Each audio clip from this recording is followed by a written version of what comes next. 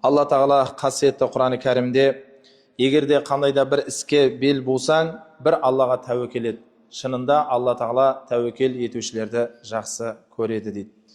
Пайғамбарымыз саллаллаху алейхи уассаламның хадисінде былай дейді: егер сендер дейді Аллаға шынайы түрде тәуекел ете алсаңдар, таңертең аш шығып, яғни аш ұшып шыққан құс жемтігін толтырып қайтқанындай сендерді ризықтандыратын едім дейді. Тәуекел деген сөз, құрметті жамағат, кез келген істі Аллаға тәуекел ету мұсылманның асыл қасиеті. Ғалымдарымыз айтады, істің басы Алланы тану дейді. Істің соңы оған тәуекел ету дейді. Әр қайсымыздың кез келген бір істі бастауда ниетіміз бар, жақсы ісіміз бар, ниет қыламыз.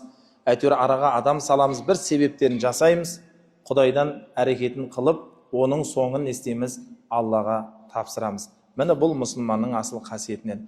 Сондықтан кез келген адам істеген ісін міндетті түрде Аллаға тәуекелмен жасаған дұрыс болады.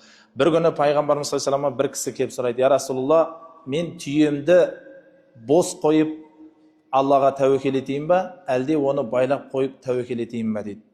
Сонда пайғамбар саллаллаху алейхи ва саллям алдымен оны байла дейді. Яғни түйесін байла, сосын Аллаға тәуекел ет дейді. Бұдан ұйғаратынымыз, кез келген нәрсені Аллаға тәуекел еткенде міндетті түрде себеп салдарын жасауымыз қажет. Құр тәуекел жүрмейді ол. Ол білімсіздік болады. Тәуекелдің әрекеті болу керек. Бір адамды саласың ба, жоқ біреуге айтасың ба, бірақ сол істің түбін бір Аллаға тапсыру, ол сол істің берекеті болмақ.